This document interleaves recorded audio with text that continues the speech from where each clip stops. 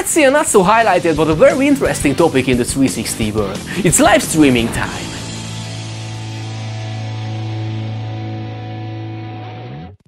Hey guys, now I will talk about 360 live streaming, which seems like a secondary function in 360 cameras, but I think it's a very useful and very unique feature.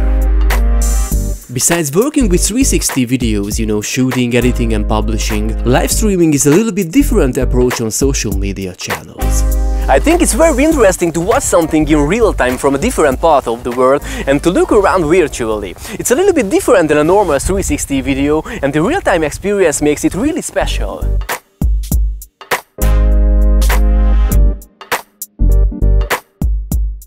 In this case, I will create a live stream with Insta360 One X, which is maybe the best consumer 360 camera for live streaming, even though you cannot find so much details about it on the official Insta360 website. Somehow this function is not on the spotlight and the manufacturers don't really talk about it a lot, but I can broadcast in 4K 360 in a very simple way using the mobile app. I connect the camera to the phone with its original Insta360 cable, while I can stream using the internet connection on my phone. The downside of it is the short cable, because I have to put the phone somewhere really close to the camera, but I have some solutions for this. Using a magic arm, I can attach and position the smartphone very easily. Or I can use a simple bike mount with a smartphone holder attachment. But I have a quicker and a more flexible solution for handheld shooting too. I have this very cheap accessory, which originally was designed to mount your smartphone on the driving wheel of your car. But it's not a good idea, because when you're turning with the car, it goes crazy. Even more when your phone is plugged in, it's literally dangerous. So I don't use this thing in my car, but I use it a lot during shooting. First, I can use it as an external battery holder. After inserting the power bank, I connect it with the camera using the original Insta360 power cable. This way I can shoot all day during traveling and I don't worry about running out of battery. But in a live streaming situation I can put my phone into this holder and that's all.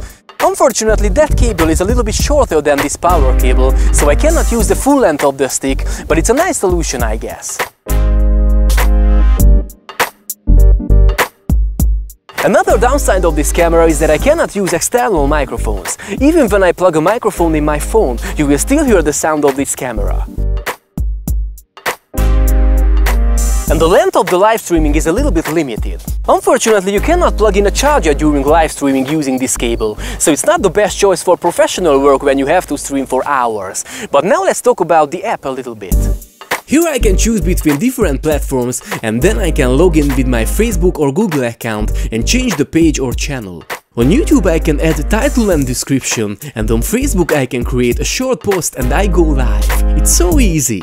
And here comes another cool feature, that I can broadcast even in overcapture mode. Next to the 360 live button I can find another live mode. Here I can set up direction, the field of view and the angle for the viewer stepping on the screen. But it's also possible to stream in a little planet view. During live streaming it can be fun to set up a little planet view, pick up the camera and move to another location. Then to switch back to natural view and show everything around. But of course there are many creative ways and possibilities. Another thing I really like is that I can check out the feedbacks and comments during live streaming, at least on Facebook. The YouTube version is a kind of beta version, so unlike on Facebook, comments are not available yet, and I cannot see how many viewers are watching. These functions only work fine and perfectly on Facebook without having to use further devices to check these things out. So unfortunately, during traveling or shooting in a busy location, I can't really read and reply comments on YouTube. And that's why it's a little bit more like a television-style broadcasting than an interactive social media live streaming.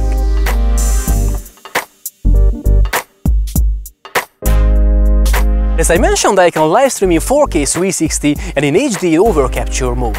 During live streaming, stabilization and stitching are not so perfect, but they are okay, especially when the camera is on a tripod. I think anyhow, live streaming is not really about the action scenes, but with a setup like this, you can broadcast even during skiing or anything like that. In most of the times I'm using a tripod during live streaming, but of course feel free to play around with it. Actually here you can see my setup with a Manfrotto stand and the original Insta360 selfie stick. I like using it even attached on bigger tripods like this, because on the bottom of the video it will be invisible.